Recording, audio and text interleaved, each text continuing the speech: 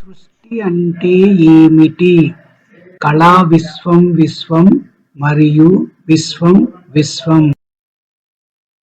ఇక్కడ ఉన్న ఆత్మజ్ఞానులందరికీ మా హృదయపూర్వక ధన్యవాదములు. సృష్టి అంటే ఏమిటి? సృష్టి అంటే మన చుట్టూ ఉన్నవి, మన కంటికి కనపడేవి మరియు మన కంటికి కనపడనివి. సృష్టి అంటే సృష్టించబడినవి. ఉదాహరణకు మన చుట్టూ ఉండే మానవులు, జంతువులు, క్రిమికీటకాలు, పక్షులు, భూచరాలు, జలచరాలు, ఇవే కాకుండా నదులు, సరస్సులు, పర్వతాలు, లోయలు, చెట్లు మొదలైన వాటినన్నింటినీ సృష్టి అని చెప్పబడతాయి.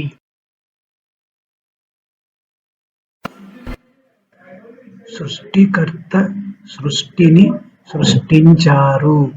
ప్రశ్న: నేను సృష్టించబడిన జీవినా లేక ఈ విశ్వాన్ని సృష్టించిన కర్తనా? నిసర్గదత్త: నేనున్నాను అనేది నిత్య సత్యం. నేను సృష్టించబడిన వాణ్ణి అనేది ఒక భావన. దేవుడు కానీ ఈ విశ్వం కానీ నీ వద్దకు వచ్చి నిన్ను సృష్టించామని చెప్పలేదు.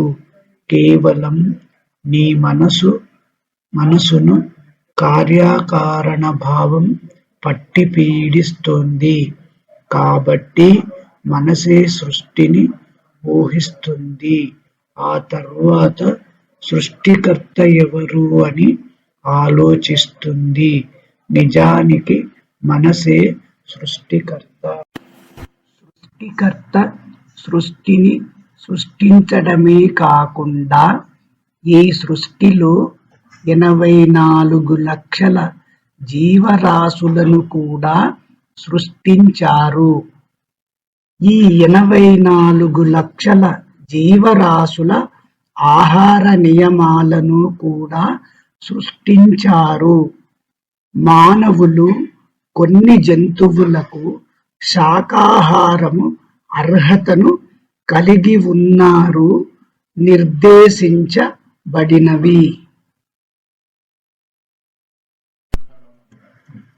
ఈ 84 లక్షల జీవరాశులలో సుమారు 45 నుంచి 55% జీవరాశులు మానవుల కళ్ళకు కనపడవు. కానీ కంటికి కనపడలేదని లేవు అంటే కూడా కర్మ అవుతుంది. దయచేసి గమనించగలరు.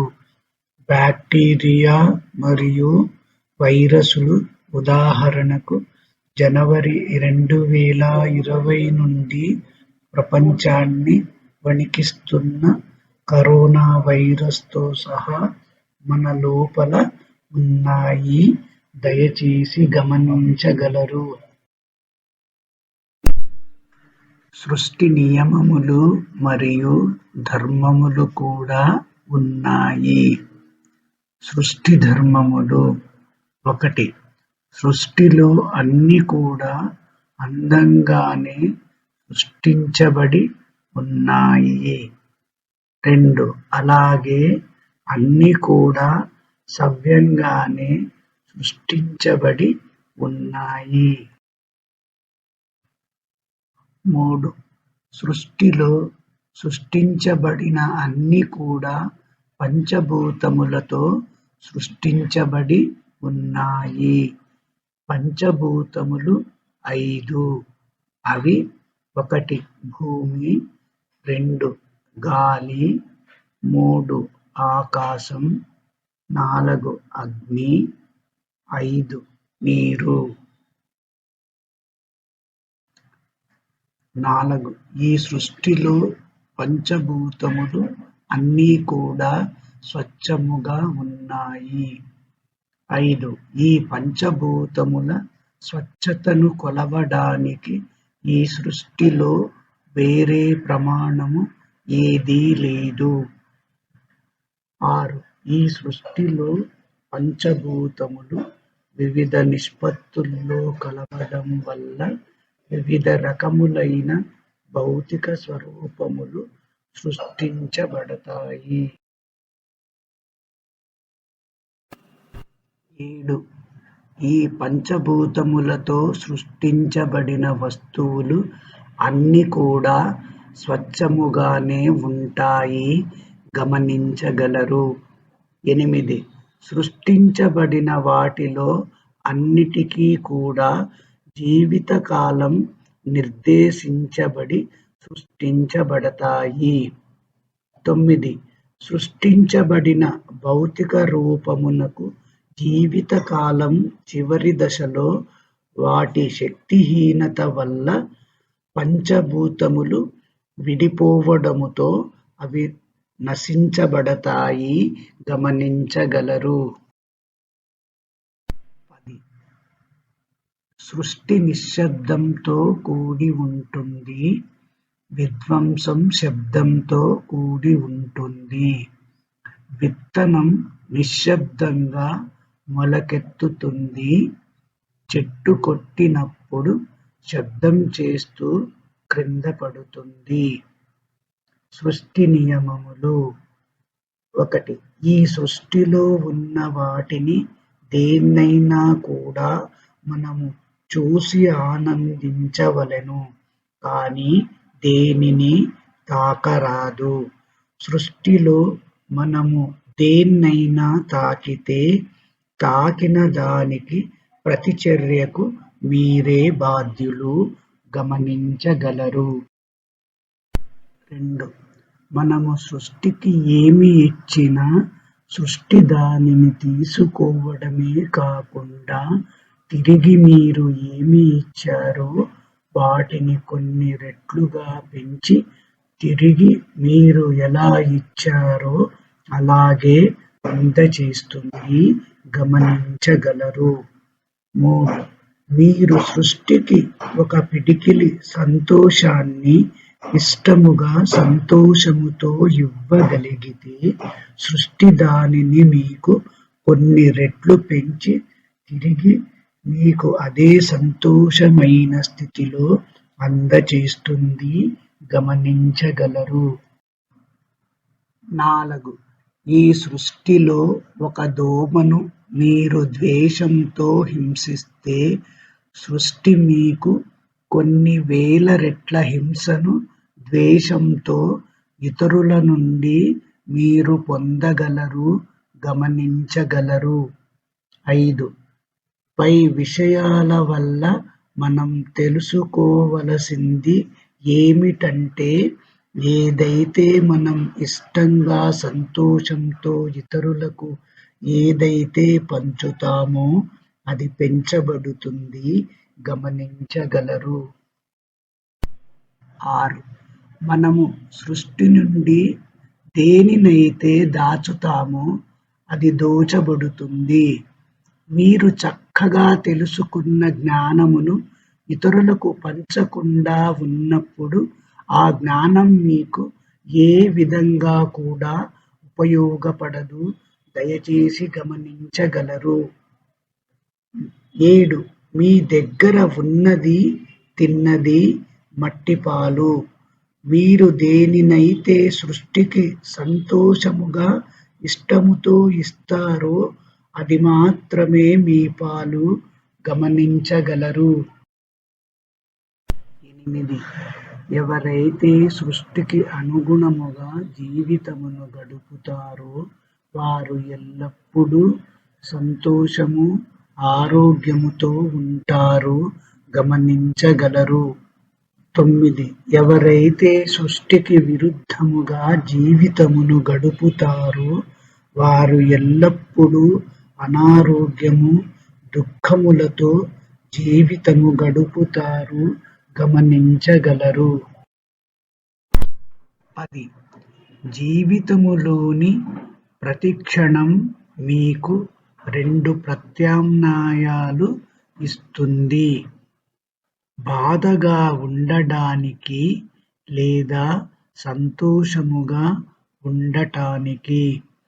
ఇది మీ ఎంపికపై ఆధారపడి ఉంటుంది.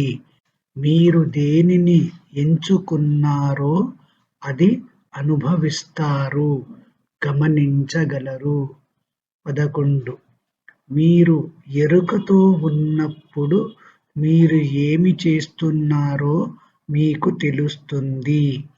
ఎరుకలో ఉంటే చేసే పని బాగా చేస్తారు, అందువలన మీరు ఆనందము మరియు ఆరోగ్యము పొందుతారు, గమనించగలరు. 12. సృష్టిలో ఎక్కడా తప్పు లేదు. ఉన్నదంతా చూసే దృష్టిలోనే ఉంది. మనము విన్న ప్రతిదీ అభిప్రాయము, వాస్తవము కాదు.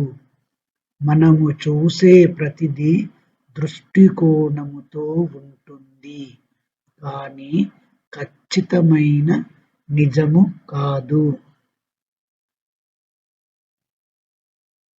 4 కాదు 3. 13. మనము ఎప్పుడూ పర్యావరణ విషయములలో ఎండ, వాన, గాలి, నీళ్ల గురించి ఎటువంటి వ్యాఖ్యలు మరియు విమర్శలు చేయరాదు. అనవసర మాటలు, ఆలోచనలు చేయరాదు. అలా ఆలోచనలు, అనవసర మాటలు చేస్తే మీరు ఏమి మాట్లాడుతారో మీరు మాత్రమే వాటిని అనుభవమును వాస్తవముగా పొందుతారు, దయచేసి గమనించగలరు. 14. భావదారిద్ర్యం.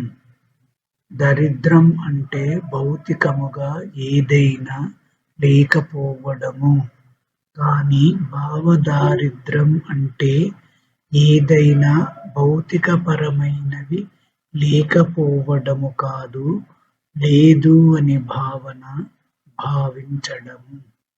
దారిద్ర్యము కన్నా అతి గొప్ప హీనస్థితి లేని భావన కలిగి ఉండడము. దీనినే మనోస్థితి లేక మైండ్ సెట్ అంటారు. అనగా దేనినైనా చేయలేకపోవడాన్ని పదే పదే మాట్లాడడము వలన మనోస్థితికి గురి కాబడతారు. మనోస్థితి దాటడానికి మీరు నేను అవసరమైన వాటిని కలిగి ఉన్నాను అని 15 మారులు గట్టిగా చెప్పాలి. మరలా లేదు అను పదమును చెప్పరాదు. 15. అపరాధ భావము. ఏదైనా పని లేక సంఘటనను చేయలేకపోయాను అని పదే ఒక క్యాన్సర్ వంటిది. అపరాధ భావము వలన మీరు తీవ్ర అలజడికి గురి అవుతారు. ఉదాహరణ: 1. ఈ పూట పూజ చేయలేకపోవడము అని పదే పదే అనుకోవడము. 2. గతములో చేయరాని పొరపాట్లకు ఈ క్షణములో చింతించడము. 3. ధ్యానము చేయలేకపోయానని పదే పదే అనుకోవడము. 16. ఉల్లంఘనములు. అఫర్మేషన్. ఉల్లంఘనముల యొక్క నియమము.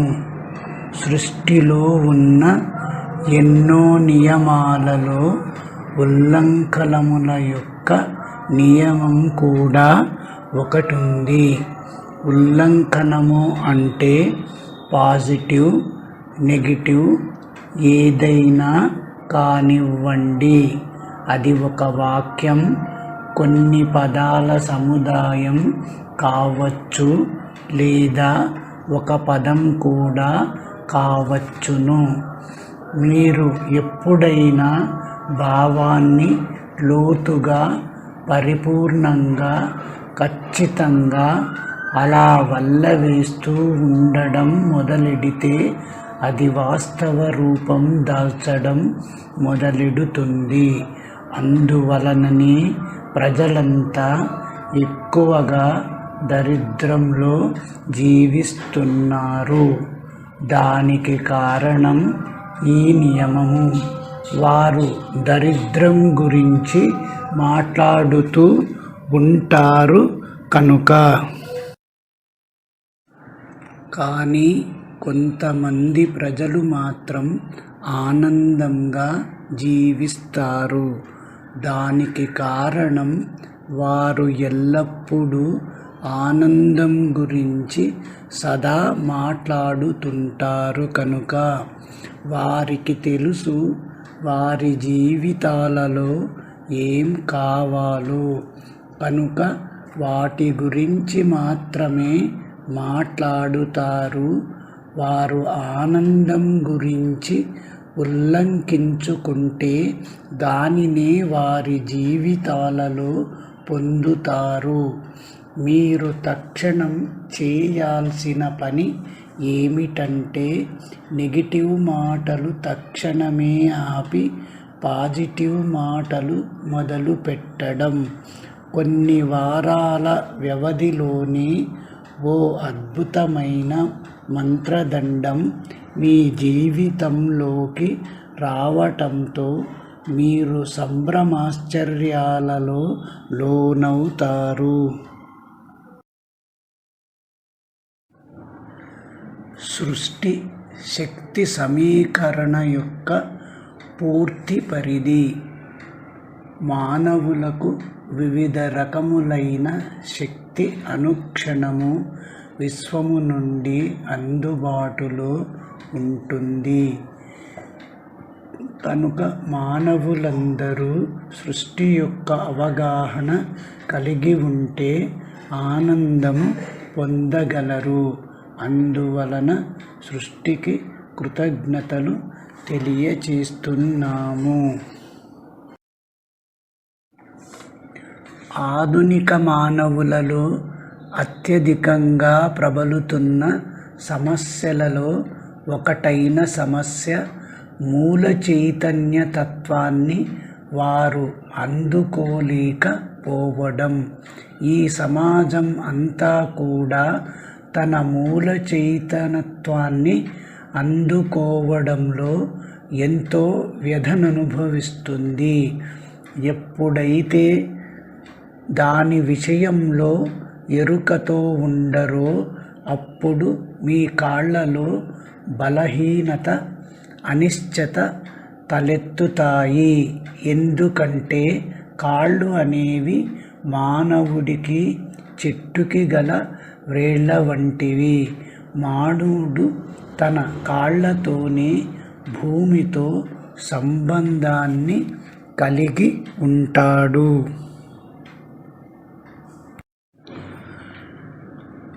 సృష్టి శక్తి సమీకరణ యొక్క పూర్తి పరిధి.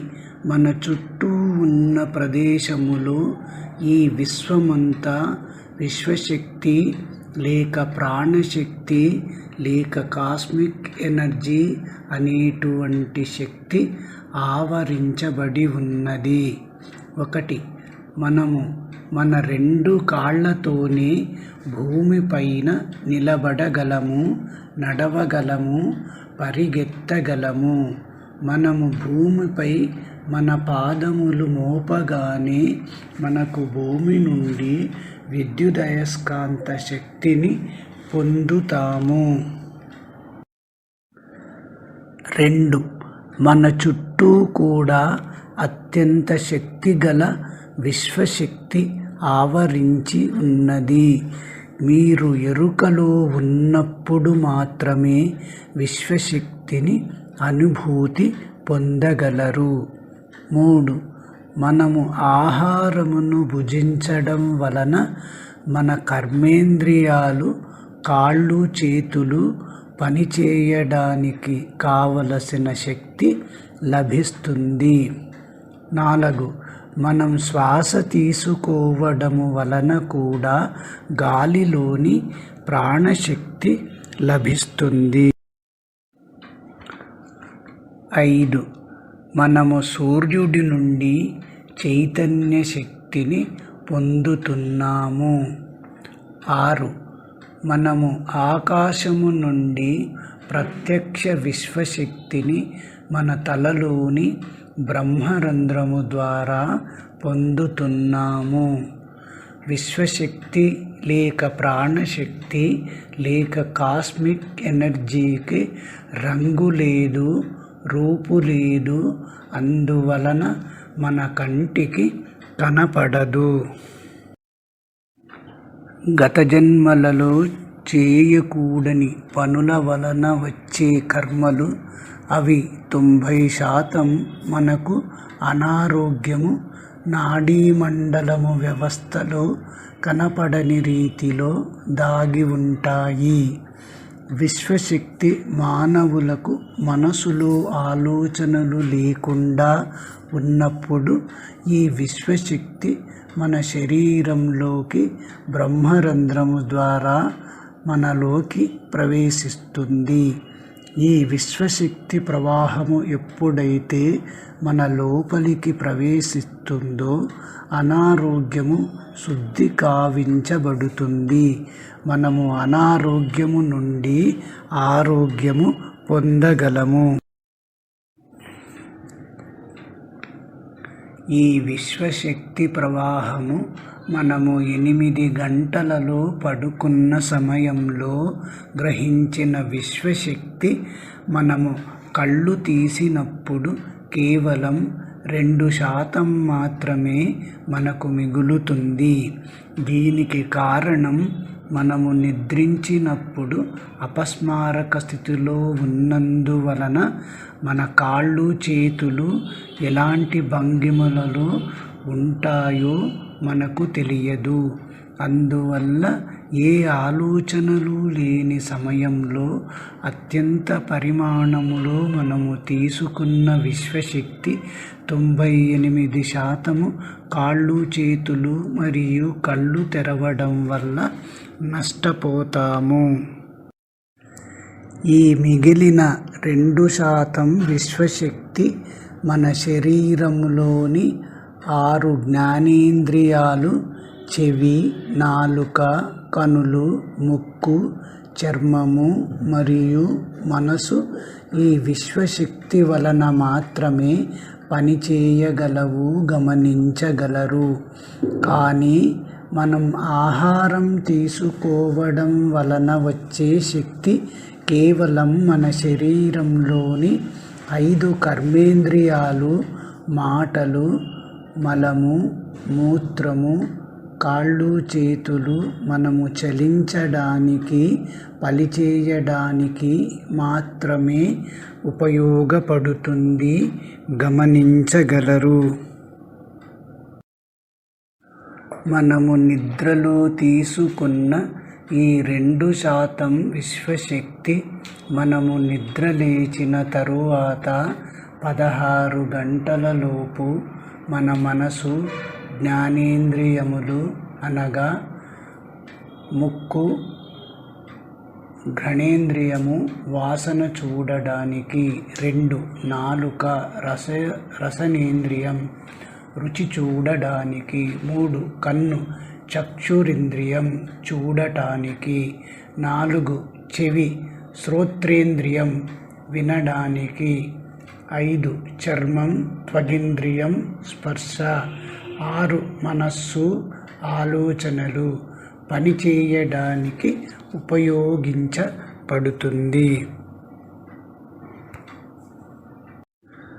అలాగే ఈ 2% విశ్వశక్తి మన శరీరంలో మనము చూడడానికి, మాట్లాడడానికి, వినడానికి, వాసన చూడడానికి, రుచి చూడడానికి, గాలిని స్పర్శించడానికి, అలాగే ఆలోచనలు చేయడానికి కూడా ఉపయోగపడుతుంది.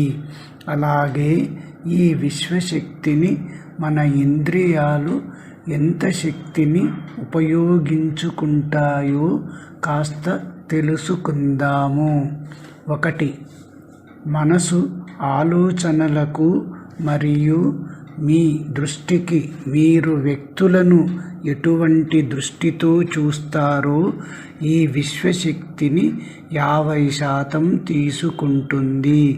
అందువలన మనము ఎప్పుడూ కూడా వర్తమానంలో ఉండడం వల్ల మన శక్తి మన వద్దనే దాచబడుతుంది తెలుసుకోండి.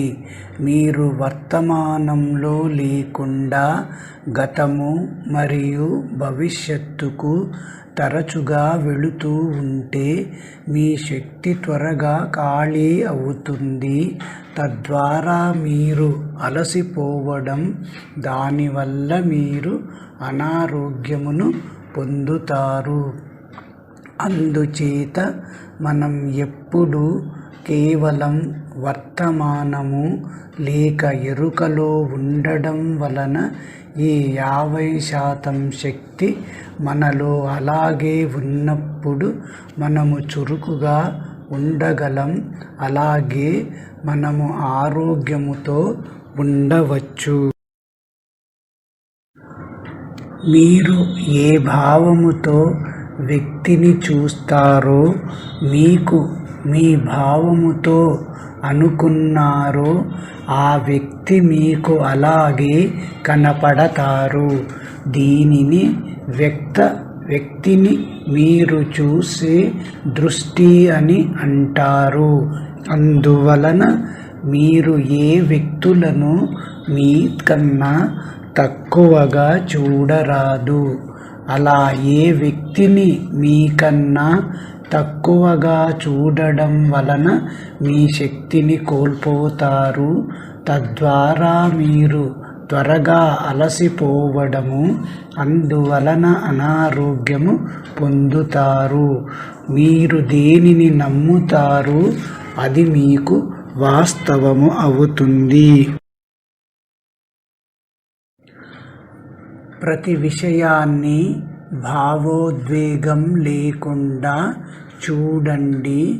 సందర్భం ఏదైనా భావోద్వేగం లేకుండా స్పందించండి. 2. అలాగే మన 2 కళ్ళు పనిచేయడానికి 30% శక్తి ఉపయోగించబడుతుంది. గమనించవలసినది ఏమిటంటే మనము చూసే దృశ్యం హాస్యము మరియు హింస లేనటువంటి దృశ్యములు చూసినప్పుడు మన 30% శక్తి ఖర్చు అవ్వదు. అయితే మీరు చూసే దృశ్యంలో హింస, క్రూరత్వము, భయానకమైన దృశ్యములు చూడడం వల్ల ఈ 30% శక్తి కేవలం 3 గంటలలో ఖర్చు చేయబడుతుంది. మీరు చూడడానికి వాడబడే శక్తి మనము టీవీ ప్రోగ్రామ్స్, వార్తలు, భయానక దృశ్యాలు మరియు హింసతో కూడిన ఇటువంటి దృశ్యాలు చూడడం వలన 3 గంటలలో ఈ శక్తి ఖర్చు చేయబడుతుంది. మీరు కావాలంటే చిన్న పిల్లలను గమనిస్తే వారు కార్టూన్ నెట్వర్క్ ఛానల్లో వచ్చే ప్రోగ్రామ్స్ మాత్రమే చూస్తూ ఉంటారు. వారు 8 నుండి 10 గంటలు టీవీ ప్రోగ్రాం చూసినా వాళ్లకు చూడడంలో శక్తి ఖర్చు అవ్వదు.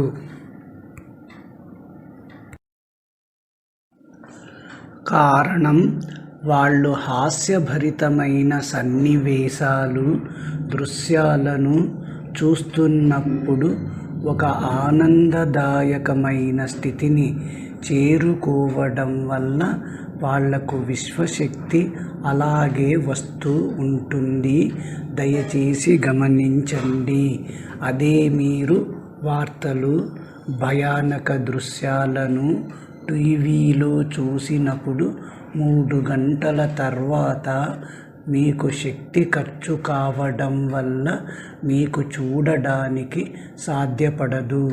అయితే మీరు తినడం వల్ల ఆ శక్తి రాదని గమనించగలరు. చీకటి అనేది దృష్టి భ్రాంతి.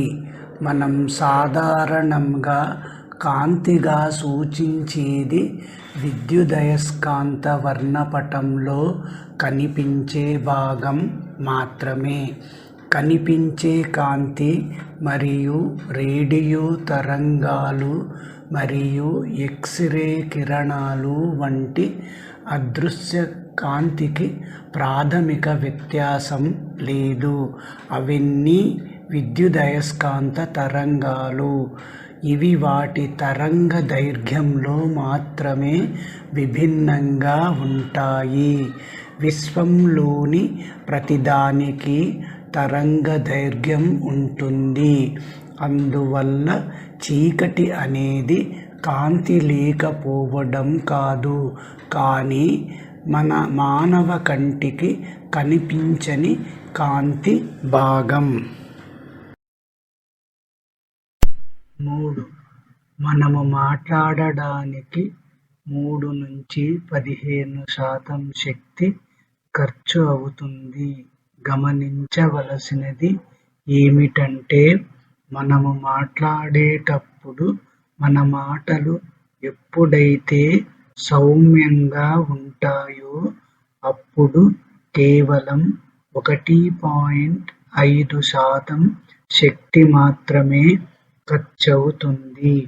కానీ మనము ఎన్ని గంటలైనా మాట్లాడడానికి వీలవుతుంది. గమనించండి, మీరు ఎప్పుడైతే అర్ధరహితంగా మీరు మాట్లాడవలసిన మాటలను బిగ్గరగా, గట్టిగా చెబితే మీరు 9 లేక 10 నిమిషాలలో మీ శక్తి కోల్పోతారు. గమనించండి.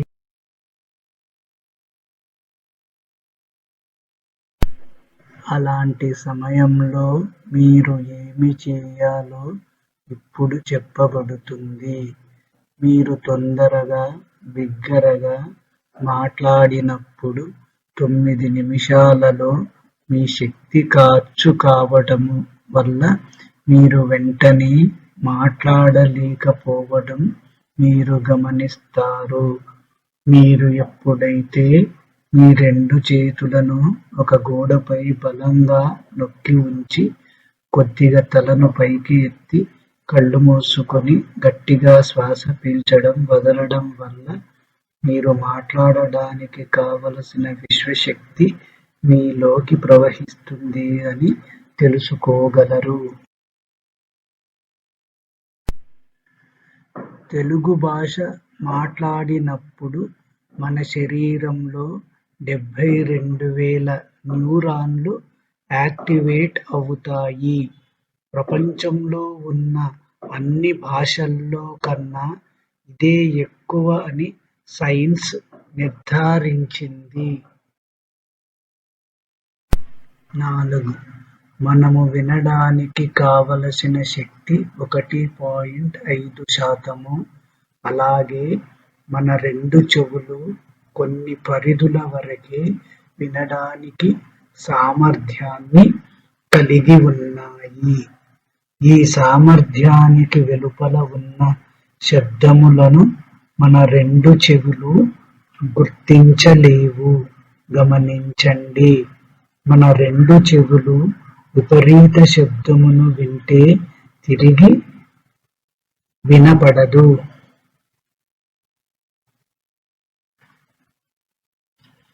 మానవ కన్ను 450 నుంచి 707 టెరాహెర్ట్జ్ మధ్య మాత్రమే చూడవచ్చు. మానవ చెవులు 20 హెర్ట్జ్ నుండి 20 కిలోహెర్ట్జ్ మధ్య మాత్రమే శబ్దంను గుర్తించగలవు. ఈ మొత్తం సౌండ్ మరియు లైట్ ఫ్రీక్వెన్సీ రేంజ్ యొక్క విభజనను మనము పాక్షికంగా అనుభవింపచేస్తాయి. మన చుట్టూ చాలా ఉన్నాయి, కానీ మనము అన్నిటినీ చూడలేము మరియు వినలేము.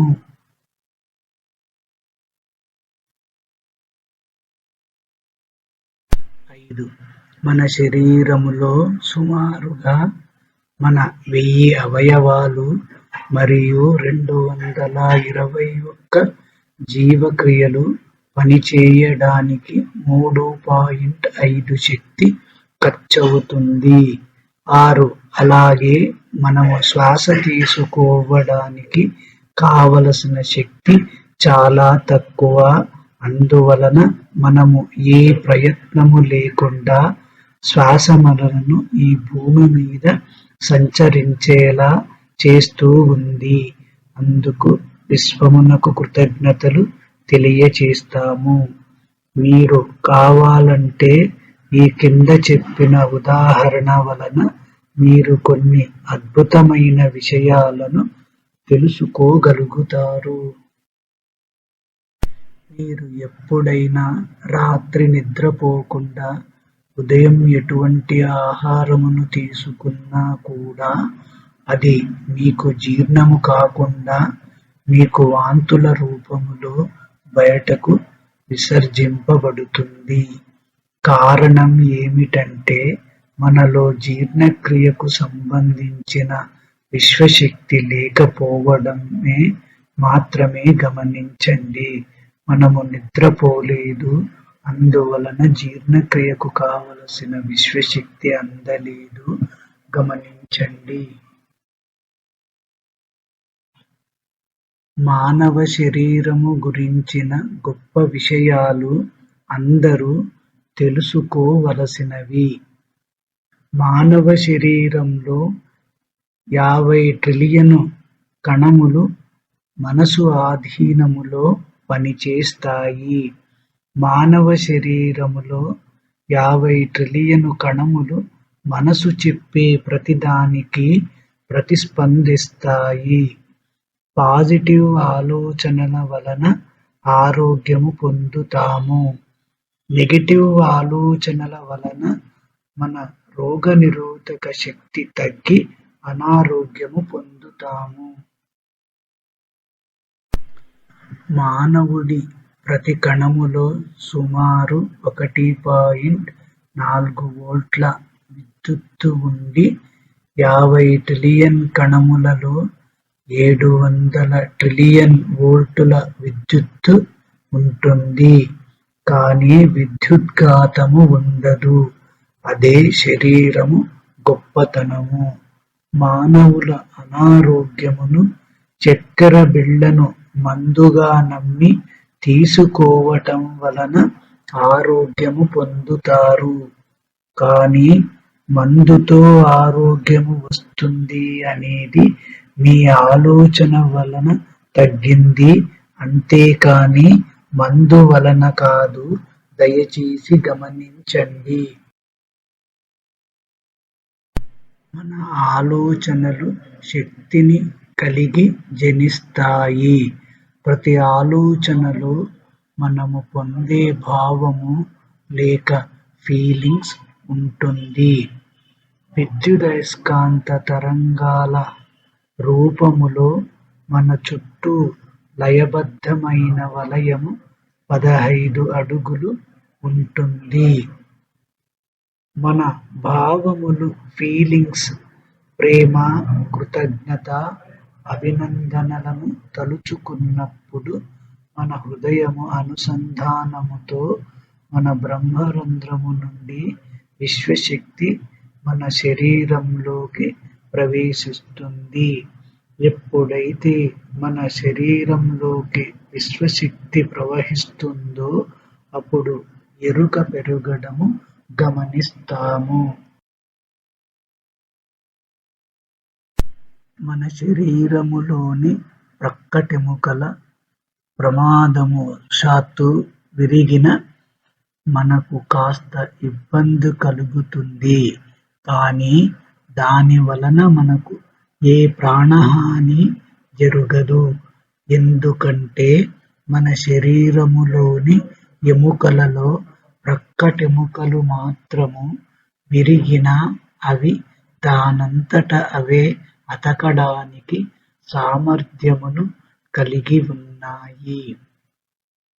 అలాగే ఉల్లి, వెల్లుల్లి మరియు అల్లము తినడము వలన వాటి ఔషధ ప్రభావము వలన కింద చూపిన వాటితో అస్వస్థతలను పొందుతారు.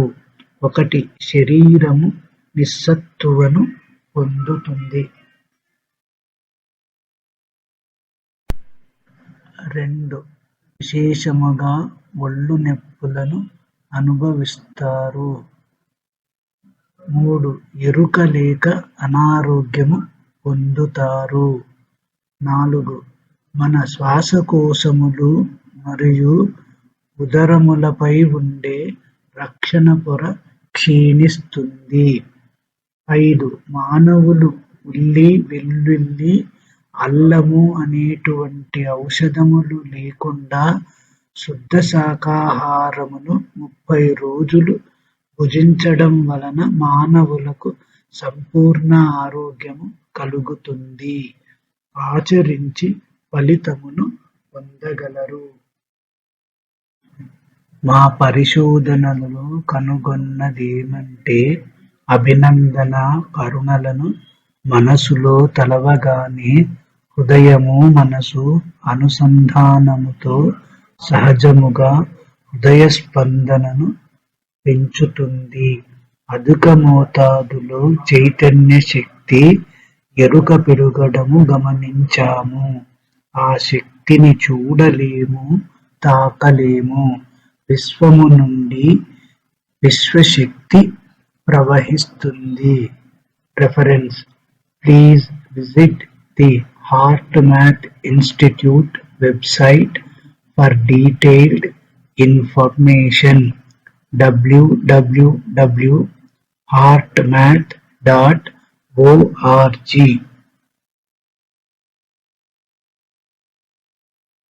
మన శరీరములోని శ్వాసకోశ అవయవము తప్ప మిగిలిన అవయవాలు నీటిలో మునుగుతాయి.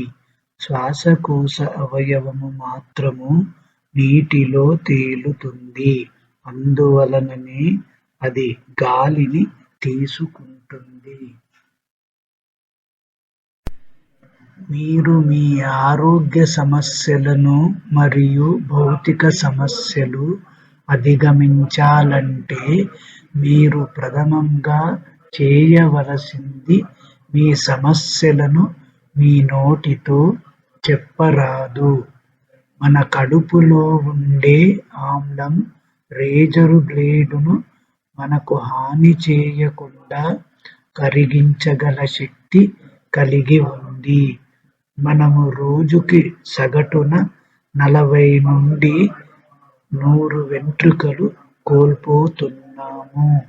మన ఒక్కో వెంట్రుక 3 నుంచి 7 సంవత్సరముల వరకు పెరుగుతూనే ఉంటుంది. తర్వాత అవి రాలిపోయి వాటి స్థానములో వేరేవి పెరుగుతాయి.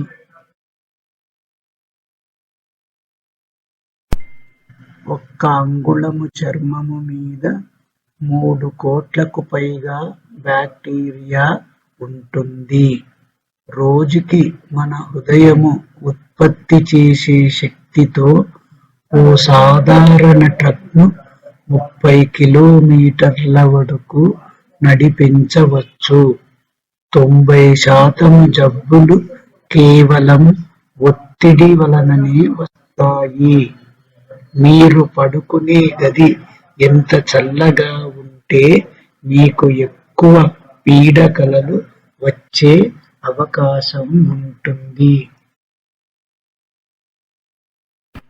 నిద్రించే సమయంలో మన వాసన పీల్చే భావము పనిచేయదు. మానవ శరీరంలో ఉన్న డిఎన్ఏ మరియు అరటిపండులో ఉన్న డిఎన్ఏ 50% కలుస్తాయి. మనం తిన్నది అరగడానికి మన శరీరములో ఏవైతే సహాయపడతాయో చనిపోయిన 3 రోజులకు అవే మనల్ని తినడము మొదలు పెడతాయి. 7 గంటల కన్నా తక్కువగా నిద్రిస్తే త్వరగా చనిపోతారు. వేలి ముద్రలు ఉన్నట్లే నాలుక ముద్రలు కూడా ఒకరితో ఒకరికి పోలిక లేకుండా ఉంటాయి. ఒకవేళ మన కళ్ళు కెమెరా అయితే 576 మెగాపిక్సెల్స్ ఉన్న కెమెరాలా ఉండేది. మన నోరు 100 కోట్లకు పైగా రుచులను గుర్తించగలదు. మీకు 60 ఏళ్లు వచ్చేసరికి నోటిలో ఉండే టేస్ట్ బడ్స్ రుచి గ్రంథులు సగానికి పైగా చనిపోతాయి. మన కాళ్ళ గోళ్ళ కన్నా చేతి గోర్లు 4 రెట్లు త్వరగా పెరుగుతాయి. మన శరీరము 30 నిమిషాలలో ఉత్పత్తి చేసే వేడితో 114 లీటర్ల నీటిని వేడి చేయవచ్చు. మన చర్మము నిమిషమునకు 50,000 కణాలను వదిలివేస్తుంది. అంటే అది జీవిత కాలములో అది 18 కిలోగ్రాములు. మీ బెడ్ పై ఉన్న దుమ్ములో సగానికి పైగా మీ చర్మందే. మన మెదడు 25 వాట్ల విద్యుత్తును ఉత్పత్తి చేస్తుంది. ఈ శక్తితో ఒక బల్బును వెలిగించవచ్చు. మీకు 40 ఏళ్లు వచ్చేదాకా మీరు ఎదుగుతూనే ఉంటారు. మీ మెదడు పగటిపూట కన్నా రాత్రిపూట చురుకుగా పనిచేస్తుంది. మీరు 1 సంవత్సరములో 15,000 కలలు కంటారు. తెలుగు భాష మాట్లాడినప్పుడు మన శరీరంలో 72,000 న్యూరాన్లు యాక్టివేట్ అవుతాయి. ప్రపంచంలో ఉన్న అన్ని భాషల్లో కన్నా ఇదే ఎక్కువ అని విజ్ఞాన శాస్త్రము నిర్ధారించింది. మీ అందరికీ మా హృదయపూర్వక కృతజ్ఞతలు.